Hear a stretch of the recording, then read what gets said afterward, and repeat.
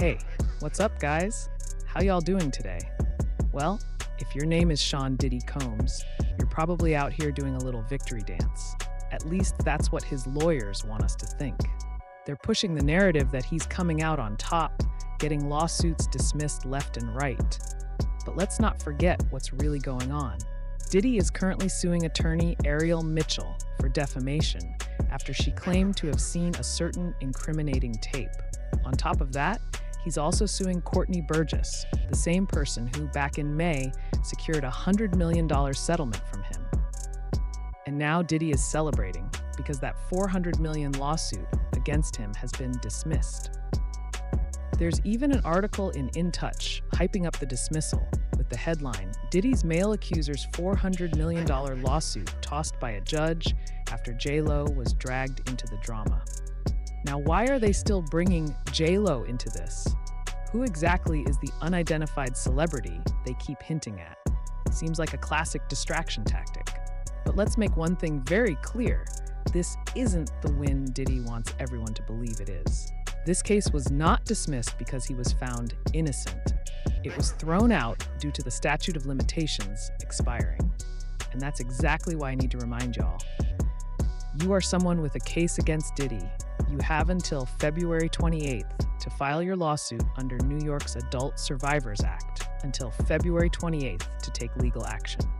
If your case is in California, you might have until... That's right. Anyone with a claim that dates all the way back to the year 2000 has 2026 or 2028, depending on the circumstances. Don't let a technicality stop you from seeking justice, G. So no, Diddy, this isn't the big win you're making it out to be. This is just another example of how statute of limitations laws need serious reform because too many cases are being thrown out before they can even be heard. And let's be real. When's the last time you heard Diddy and innocent in the same sentence? All right, y'all, let's get into these court docs because I am tired of these games. According to legal documents obtained by In Touch, a federal judge in Michigan dismissed Derek Lee Cardell Smith's case on January 22nd, ruling that his claims were time-barred. But don't get it twisted. This is far from over. Claimed Diddy, 55, assaulted him in Ring. In 1997, Michigan law gave Derek Lee Cardell Smith 3 years to file a lawsuit related to his claims. However, he didn't file until 2024, which is well past the statute of limitations. As a result, the court ruled that his case must be dismissed with prejudice, meaning he cannot refile or bring the same claims against Diddy in the future. But here's where things get interesting. Diddy's request for sanctions, which would have barred Derek from filing any future cases against him, was denied. Yes, denied. So if Derek has any other legal claims, he still has the ability to bring them forward. The judge did issue a warning, though. The ruling stated, the court cautions Derek to refrain from filing duplicate, frivolous, or harassing lawsuits, including any additional cases related to these allegations, or submitting unnecessary papers in cases that have already been dismissed. If Derek ignores this warning, pre-filing restrictions could be placed on him in the future. But let's talk about Diddy's so-called victory, because it's not as clean as he wants it to seem. The judge rejected Diddy's demand for monetary sanctions against Derek. In other words, the court said, Diddy, sit down. The ruling basically told Diddy that unless Derek keeps trying to refile the same case despite knowing it's time-barred, he won't be hit with sanctions. Now let's break down Derek's allegations. He claimed that he met Diddy while working as a bartender in Detroit, Michigan, back in 1997. According to Derek, Diddy invited him to a private party at a Holiday Inn where he was given a drink that Diddy allegedly spiked. Derek said that after consuming the drink, he fell asleep, only to wake up and find Diddy assaulting him. While this case has now been dismissed due to timing, it still raises serious questions. This isn't the first lawsuit against Diddy, and it likely won't be the last. The February 28th deadline for New York's Adult Survivors Act is fast approaching, meaning others may still come forward with new cases before the window closes. So while Diddy and his team are trying to spin this as a win, the reality is far more complicated. This isn't about innocence. It's about legal loopholes and timing. And the fact that so many people have come forward with allegations, that speaks volumes. The do now listen. One thing I do have to wet.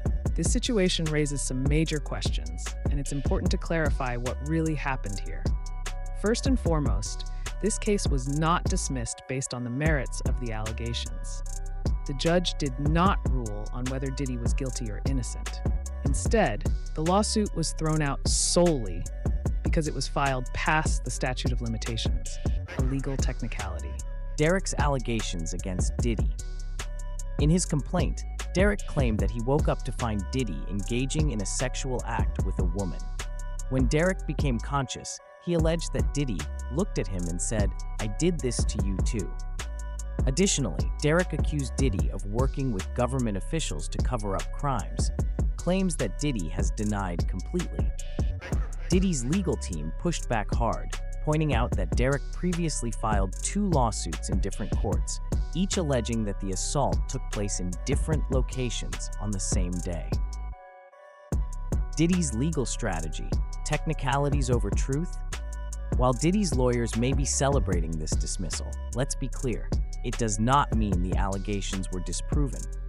The court simply ruled that Derek's lawsuit was filed too late.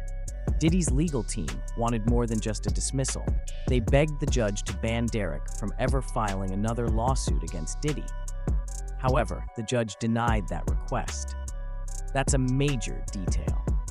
If the case had been deemed frivolous or completely false, the court likely would have imposed sanctions. But they didn't.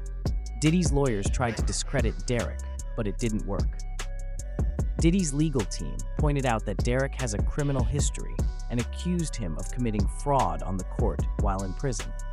However, Derek claims that he has proof that Diddy visited him in prison, something that could complicate Diddy's defense if other allegations surface. Despite all of Diddy's legal maneuvers, the fact remains, the case was dismissed only because of timing. Diddy's request for sanctions was denied. Diddy's request to bar Derek from future lawsuits was denied. What's next? It looks like Diddy's legal strategy is becoming clear. Avoid answering allegations by focusing on technicalities, like statutes of limitations, instead of proving innocence.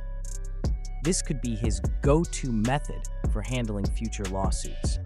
With the New York Adult Survivors Act deadline approaching on February 28th, more lawsuits could still be filed, especially by those whose claims fall within the allowed time frame. Final thoughts. Diddy may have won this case on paper, but not in the court of public opinion. He didn't prove his innocence. He escaped accountability because of a legal loophole. And that raises